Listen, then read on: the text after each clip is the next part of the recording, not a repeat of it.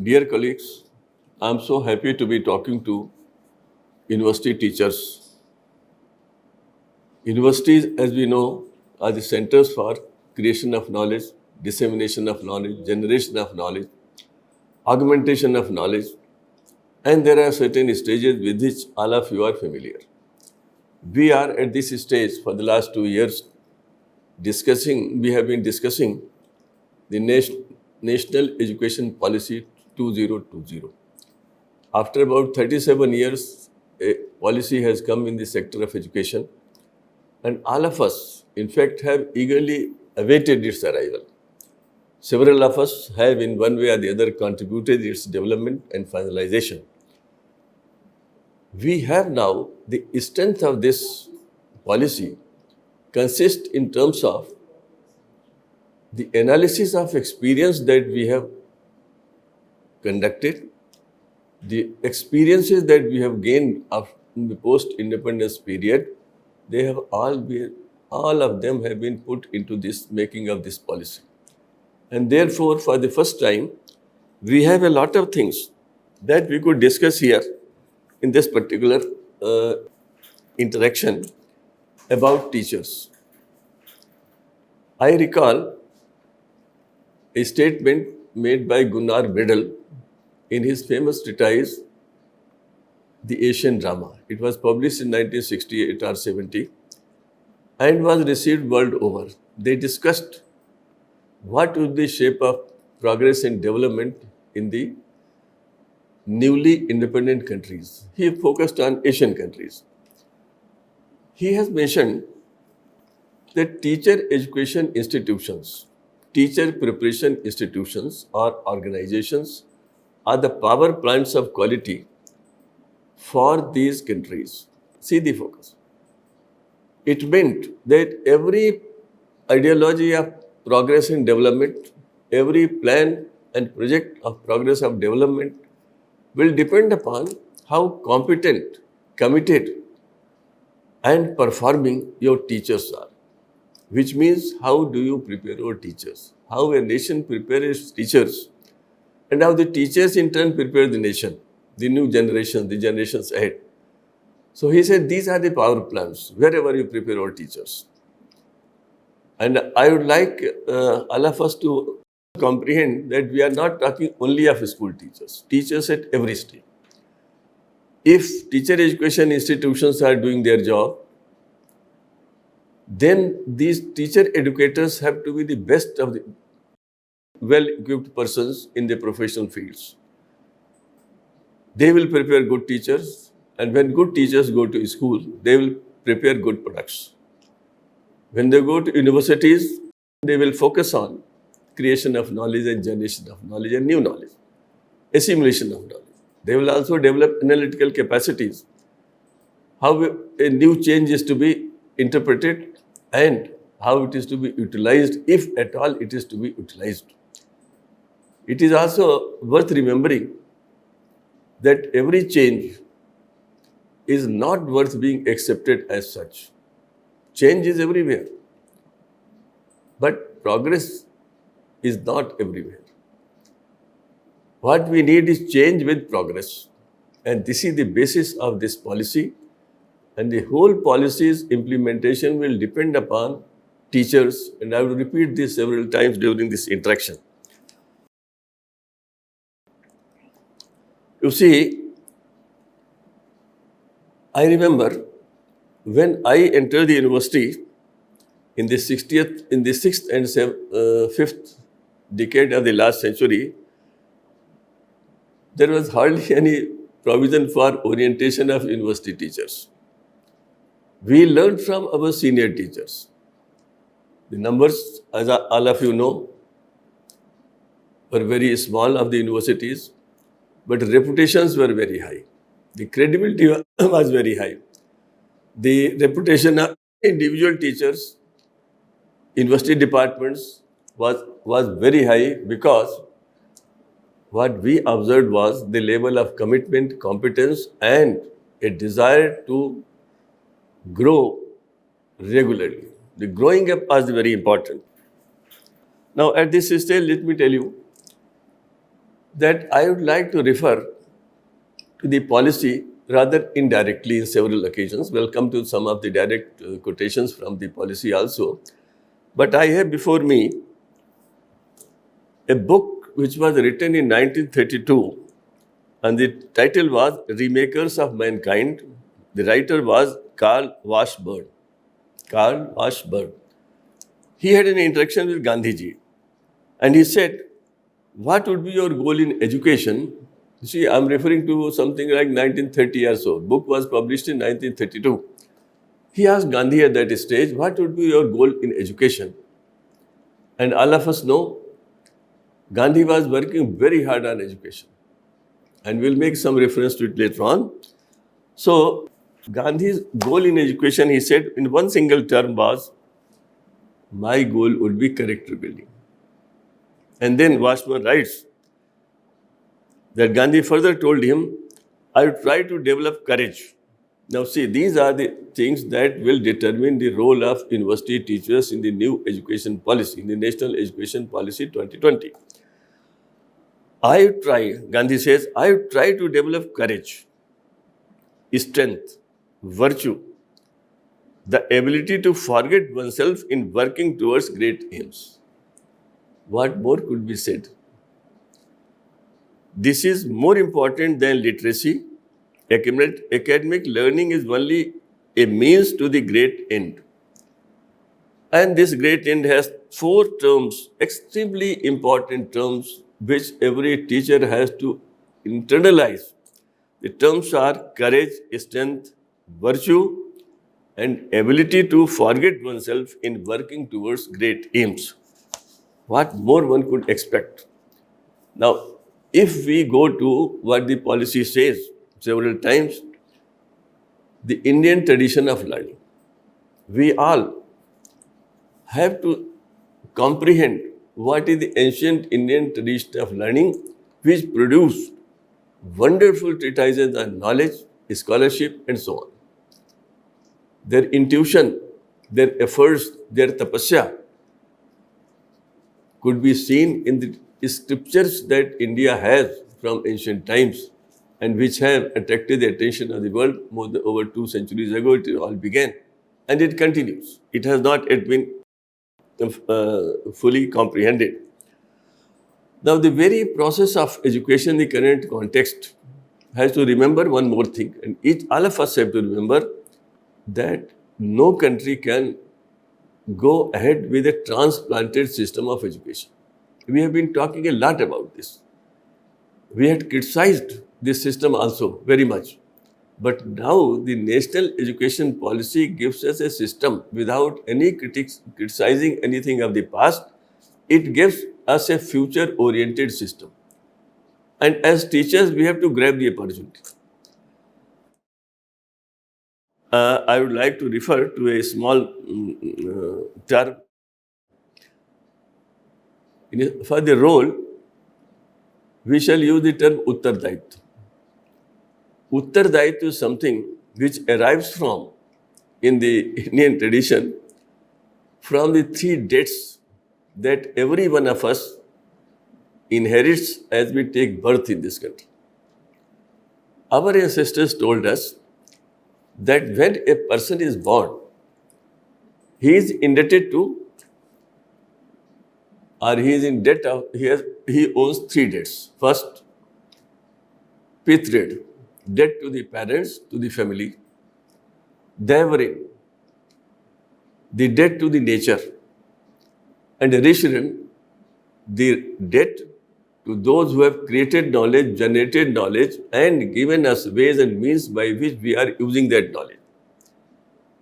And I will not go into elaborating these, but I would mention that if we analyze these in the current context, it refers to family bonds, our obligations to families, society. It refers to our obligations to nature, and it refers to our obligations to the knowledgeable, to the learners, to the gyanis. Now, if you see the problems of today, because you shall be preparing, you are preparing the young persons who will develop the ideology of progress and development ahead. So if you go around these three, you will see most of the problems arise globally and nationally because we have been unfair to comprehension of these three basic postulates of how to live a human life. If we had taken care of our debt to the nature, if we have understood aparigraha, things would have been very different. We would not have been holding meetings, international conferences and confabulations on climate change, on pollution of air, pollution of water, and so many other environmental pollutions. But we did it. Let me tell you, the world of education is not the world of information alone. Information is necessary. It is not a world of knowledge alone. Knowledge is necessary. But it is also necessary on the part of teachers to comprehend the jnana and buddhi. सूचना, जानकारी चाहिए, ज्ञान चाहिए, बुद्धि चाहिए और इससे मिलाकर हमें विवेक भी चाहिए. The rich heritage and the policy, let me quote from the policy, how it summarizes this. The rich heritage of ancient and eternal knowledge and thought has been guiding light for this policy. Now this we have to comprehend. This will give us continuity of the ancient Indian tradition of knowledge quest to the present knowledge scenario. The pursuit of knowledge, jnana, wisdom, pragya, and truth, satya, was always considered in Indian thought and philosophy as the highest human goal. This is what our ancestors did and taught us by example of their own efforts. The aim of education in ancient India was not just the acquisition of knowledge as a preparation for life in this world or life beyond schooling, but for the complete realization and liberation of the soul. World-class institutions in India, such as Takshila, Nalanda, Vikramshila, Vallabhi, set the highest standards of multidisciplinary teaching and research, and hosted scholars and students from across backgrounds and countries. Why people flock to a particular institution? Because of the credibility of the institutions and credibility of their teachers. Every university is known by the contribution of their teachers, and which teachers who understand their role, their uttardayitva to the new generation, to the society, to the aspirations of the young and expectations of the nation. It all depends on the teacher. Again, link it to the Gunnar Medal's thesis. This is what it has been said here also. And the policy expects that once again our universities will rise to the level of Takshila, Nalanda, interpreted in the current context, and we shall be able to attract people. We need not announce that we are going to become Vishwaguru. If we move ahead, it is others who will come to us and say, yes, you are the Vishwaguru because you have so much of the storage of knowledge, so much of systems of creating knowledge that we would like to be part and parcel of it. There is one more paragraph that I would like to refer to it, but before that, let me mention that when the UNESCO's Delos Commission report was released in Geneva in 1996, I was present there. And this, as all of you know, was the report of a commission, independent commission appointed by the UNESCO to consider and give ideas on the shape of education in the 21st century. Jacques Delors gave a speech at that stage and said, education in every country must be rooted to culture and committed to progress. I have not forgotten their sentence ever since 1996. I always mention it. And I think this is what our policy does this time. It links the policy in toto to the tradition of Indian education systems. Let me also refer to one point. As teachers, what we are doing, many of this, I am going to mention 4 aspects, 4 stages of teaching and learning which could be the summary of Indian tradition of that developed in Gurukulas and continues for quite some time. And that is like this. First one is Adhyan. All of us know what is Adhyan. That is what happens in the classrooms, in the libraries, in others. The second aspect was Manan. Once you have heard a lecture, you have delivered a lecture, give a chance to the learners to think about it.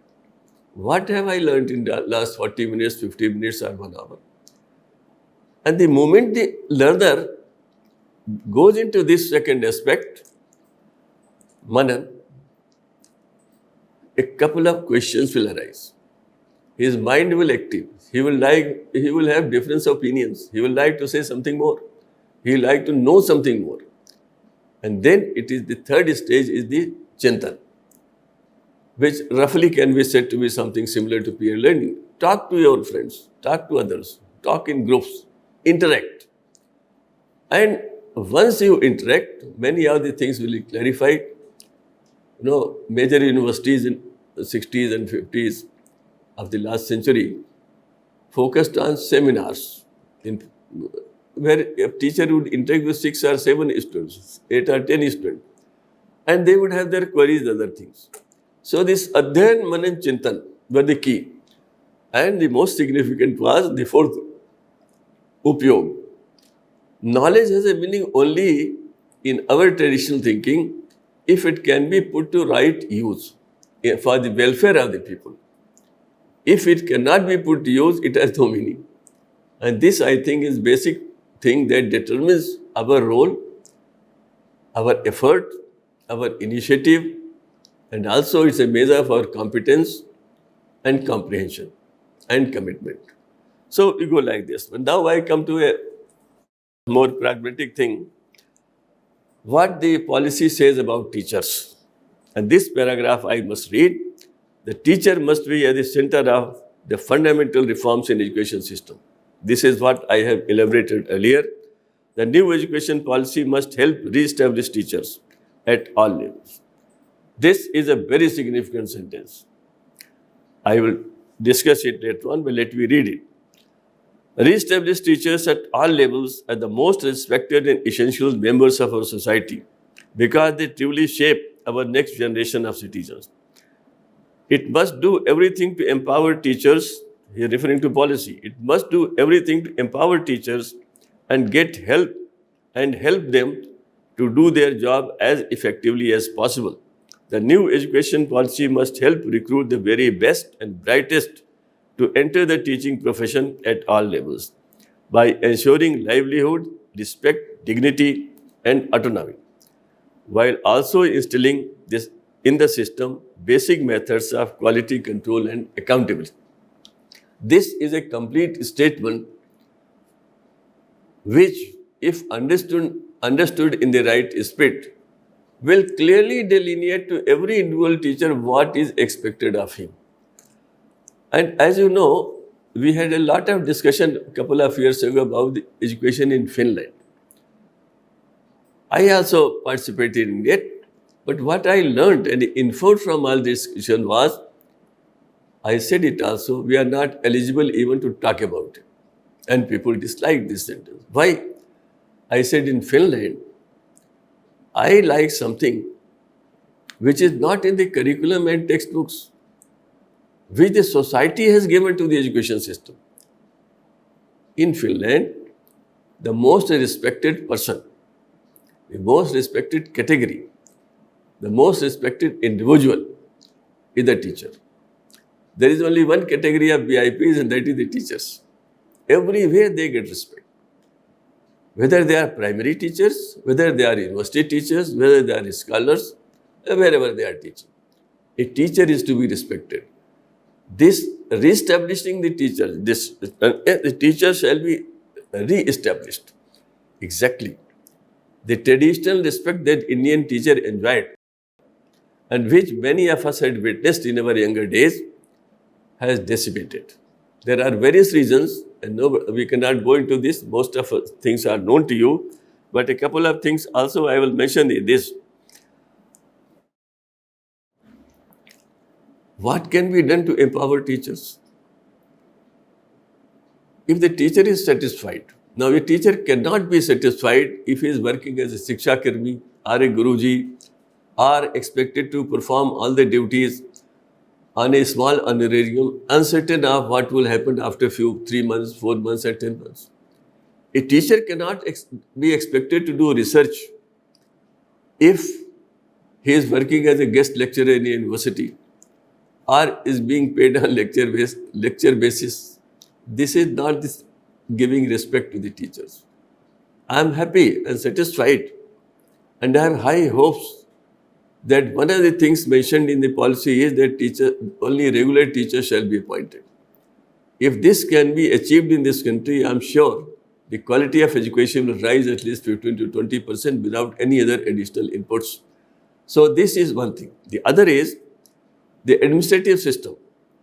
The systems of governance must give due respect to teacher everywhere, whether it is the office of the district education officer, whether it is the office of the higher education council or the university grants commission, anywhere. If a teacher comes, he has to be given due respect. And the other aspect that the society has to consider, and all of us have to consider, how can we attract the most talented persons to the teaching profession? We know that it was that some 60, 70 years ago, we got the most talented persons. Now there are so many avenues, there are so many other systems which are more attractive, and we will not be in a position to say that we are getting the best of the lot. But yes, we have to try our best in this direction also, and we hope that after the policy is implemented, this system of appointing people on temporary basis, ad hoc basis, remuneration basis will vanish. It will give a tremendous amount of self-respect to the teacher, and every teacher who is expected to contribute must have a self-respect of the highest order. And one thing that I would mention is, all of us, this is our role, this is our responsibility to see that to realize we are creating the future of this country. You are creating the future of the country. You are giving direction to the lives of young persons. Gandhiji once wrote that his mother had told him, if you can save the life of one person, or if you can shape the life of one person, your life is successful. If you can do it for two, if you can do it for more, your life is more and more successful. Then he says, teachers can shape the life of not one or two, but hundreds and thousands. All of us are doing it, but let us be conscious of it. You are creating the future of the country. Never forget this sentence, even if things are not that happening the way we would like in the system, we shall be doing. I would like to mention a particular episode. In an international meeting, after my lecture, somebody stood up and said, I have stayed in India and I have seen the university system, I have seen the school education system. I am surprised why the system doesn't break up. It doesn't collapse. There is so much of disorganization. And several people liked the question. Suddenly I had to respond. I said, Indian education system will never collapse. Why? Because of the traditional commitment of the teacher at every stage. Wherever a teacher is there, he knows that he is doing a pious work. He is helping people to grow. And therefore, this system will never collapse. And I am confident that our teachers who work in the most difficult conditions, whether it is a university, think of the state level universities which have hardly 2 or 3 or 5 persons as regular faculty members. And I am really worried how the implementation of this policy will take place. The only hope lies that state governments and central governments will take very urgent steps, highly necessary steps to recruit people. You can enhance the quality of research, quality of every effort only in that light. Let me tell you one more thing which I like repeating to audiences whenever I talk, and that is, the educational leadership. I hope after the implementation of new policy, education leadership shall be consciously developed at every level. When I was a young person, my cousin, a vice chancellor, principal, was of a person who was respected by the society, who was a fountainhead of knowledge, scholarship, and who is a Gyani. Kings and emperors take dust from the feet of the Acharya of the Gurukulas. That is what can bring us up to level of Finland and others. He was the supreme person, the knowledgeable, the Gyani was the supreme person. We have to go back to that stage. The Kulpati should have the highest level of respect. The Acharyas should have the highest level of respect from the society. And the term Acharya, in fact, it defines all the roles of the teacher. Acharya are the icons. Think of a school child when the age of 7 years, when he goes, and after a few days, after a month or so, he tells the parents, oh, madam ने जो कहा है वो सही है, आप गलत कह रहे हैं. The first icon of a child is the teacher. And this continues till he reaches the university. And many of us shaped our lives because of our teachers, the way they were conducting themselves, the way they were growing up, the way they were contributing to generation of knowledge, the way they were dealing with other faculty members, the way they were helping the newly recruited faculty members. All this we learned from them, and this is something that matters. Now here, I would like to quote from something published by Vivekananda Institute of Human Excellence, Hyderabad, on a scholar and a Gyani. Kindly permit me to read it because we are referring to Taxila and Nalanda and Vikramshila, and we want to go back to that level or even higher than that. So now, how shall we proceed as teachers? I quote from this publication, scholarship and wisdom are not one and the same. A scholar is but a pandit without any wisdom. I would say a scholar could be a pandit without any wisdom. And a Gyani is wise, sometimes without being a scholar. All bookish knowledge is scholarship. There is no guarantee that scholarship will certainly lead to wisdom. Nor is there any certainty that a scholar will bosom as a wise person. Scholars may be large in number, almost in every country and age, but wise ones are rare, here and there, now and then. They are born to guide mankind. Sri Ramana and Sri Ramakrishna are Gyanis. Adi Sankara is both a scholar and a Gyani. It is wisdom and not scholarship that keeps us always calm and tranquil, serene and sober, peaceful and blissful. It keeps us above want. So it is better to be wise if we are to choose between the two. Now here what I wanted to, why I have quoted this is with a purpose. You see, I give an example in which many teachers have relished.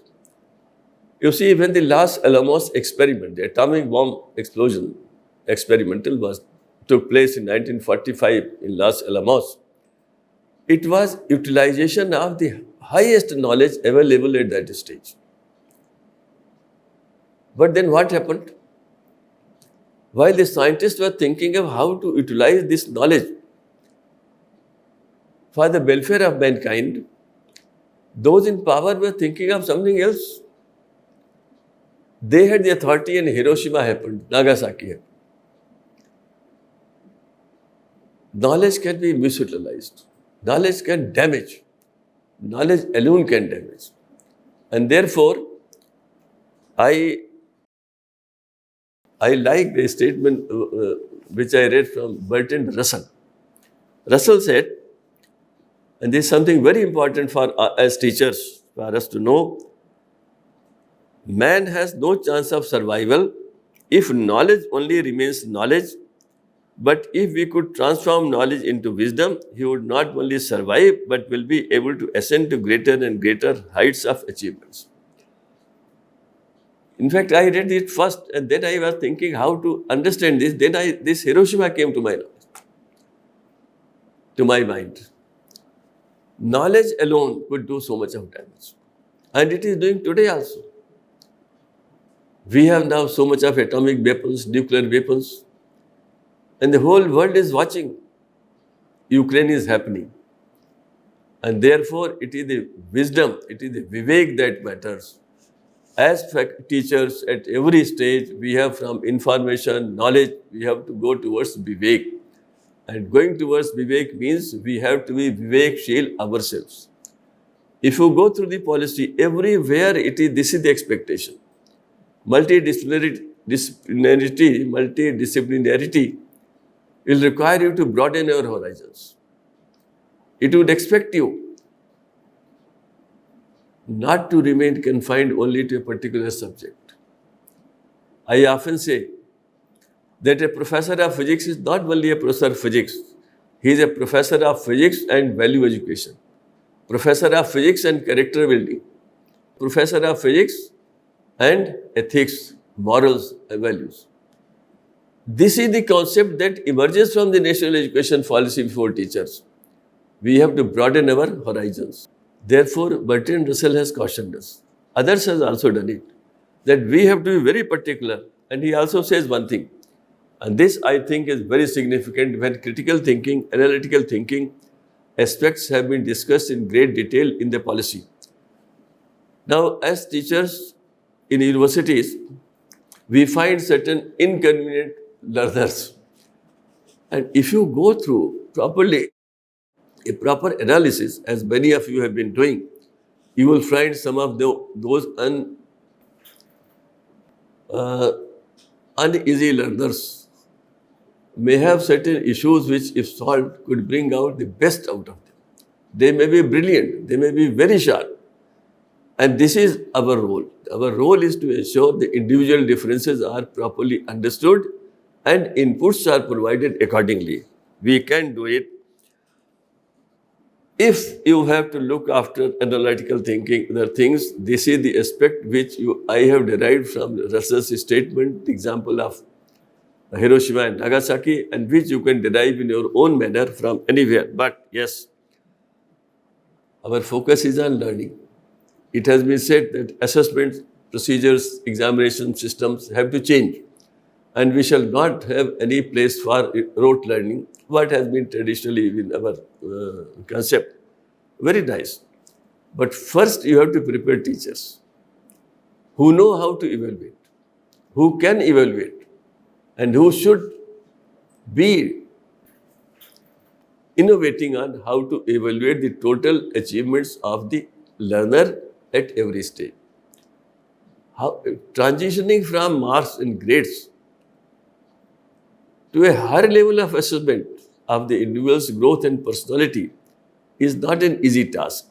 And all our tasks are not easy. We have to strive very hard to understand and then put before the society, before the young persons, what changes we shall bring down in assessment and learning.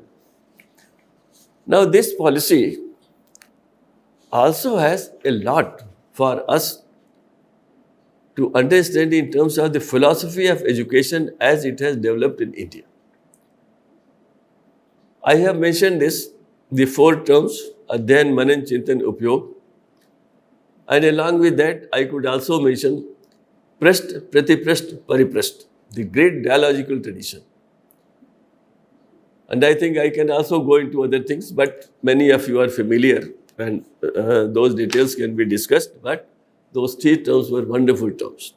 Now, I also mentioned about Rishirin, Devrin and Pitrin. All this links to the Indian tradition of knowledge, generation and creation and transfer. But now let me come to some recent past. And there I would like to mention what is Indian ethos, what teachers must understand. What is the Indian ethos before teachers? All of us know about Gandhi. Gandhi gave us a 3x3 matrix: head, hand and heart, body, mind and spirit, self, society and nature. Let me repeat. to bring out the best out of head, hand, and heart, to bring the best out of body, mind, and spirit, and to bring the best out of self, society, and nature. It is same. In the broader perspective, it is same. It is put in different manner. Gandhi's contribution to education still has a relevance. Basic education he used to talk, and today we say there will be no distinction between vocational education and academic education, liberal education. It will require tremendous effort on the part of us, the teachers, to integrate these two and generate interest in both. We need really scholars and gyanis who go to the highest level of researches. We also need people who can utilize these researches and transform them into practical gadgets and such applications that will help the society. And Gandhi always used to say, the last man in the line. Vivekananda. The Delos Commission report which I referred to is titled Learning the Treasure Within. When I saw it for the first time, the immediate tinkering of mind went to Swami Vivekananda's statement, education is manifestation of perfection already in man. It's a wonderful thing. Every learning is within the learner.